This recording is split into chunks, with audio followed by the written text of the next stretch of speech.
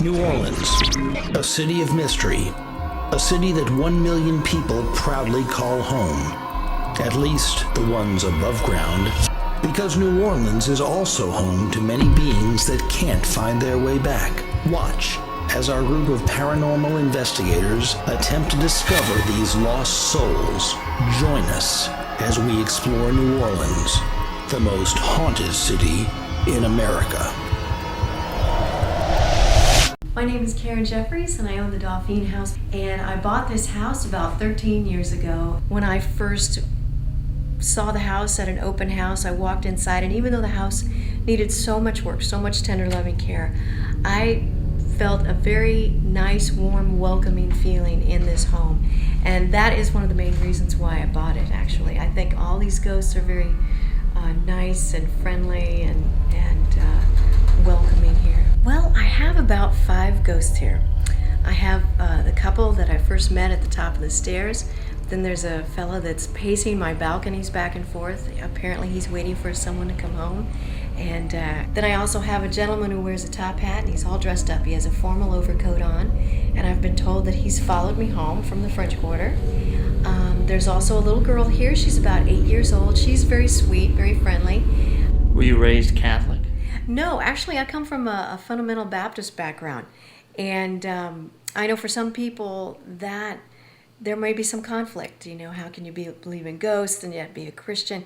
For me, it doesn't make a difference at all. For me, it actually verifies that there is an afterlife, that we have free will. It appears that we can stay here if we want, or we can, you know, continue on to the natural progression of things. Wow, so I mean, this house was here before the Civil War. Can you tell me a little of the history of it, or Sure. how far back it goes? Well, all I know is 1860s when it was built, and I don't have the complete history, but I think I'm about the 5th or 6th owner.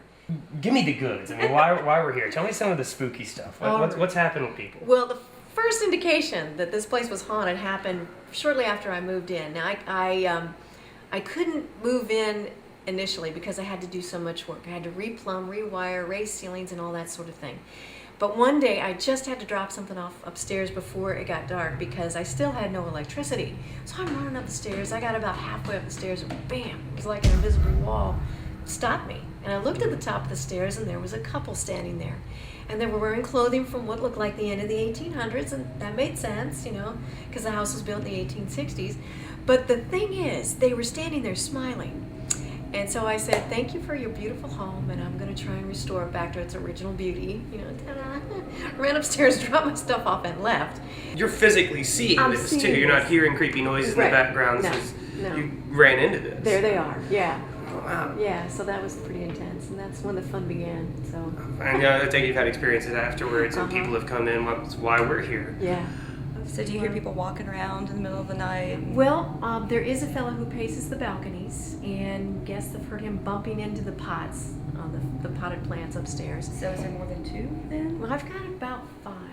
Okay, so I was just told there was a seance going on tonight, and I'm in desperate need of wine. Lots of red wine, just to kind of calm my nerves, because all happy, everything's great, seance. Everything just gets a little spookier right from there. So, wine, please. People like me used things like candles to communicate with spirits. That's why people use candles in seances, in your traditional seances, even in the old Victorian seances, because you can actually sometimes get the spirit to communicate by flame movement. They can raise the flame, lower the flame, flicker the flame, and we're just using a wide variety of methods here to try to communicate with the spirits here in the house. And we're also going to have the digital recorder.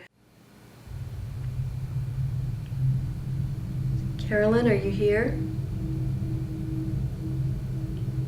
Would you like to come out and play? We have a little gray box here. If you come close to it, it'll light up.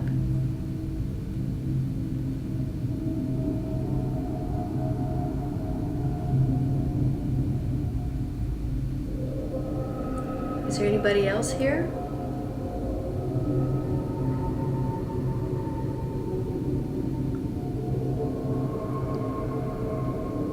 Is our man in the top hat here?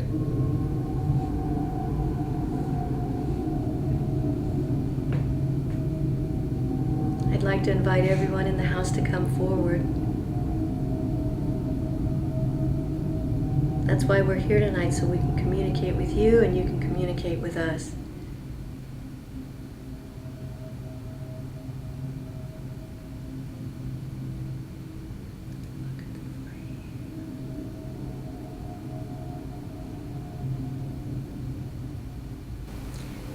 Carolyn, can you hear us?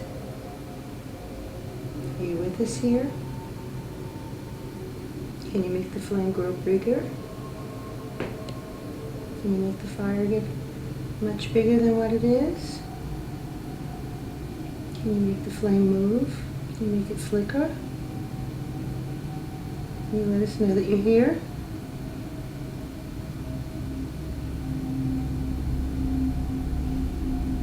I think that was a flicker.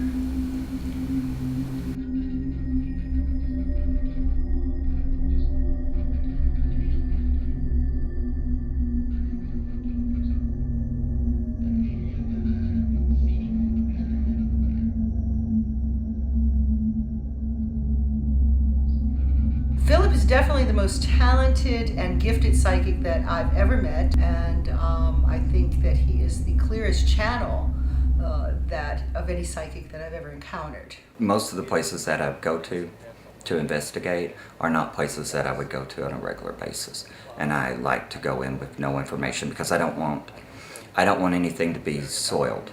I like to be able to go in knowing nothing and just take off running and talking about what I see and what I feel. That way, I don't have any bias. You should periodically hear a tapping in here or a knocking in here from possibly a small child that likes to hide in there. Amazing. Anybody that stays in this room needs to understand that they are sharing it with a very strong masculine presence. Can you pick up on what he's wearing by chance?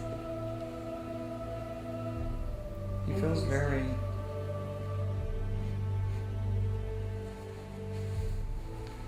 gentlemanly. Got a hat, top hat.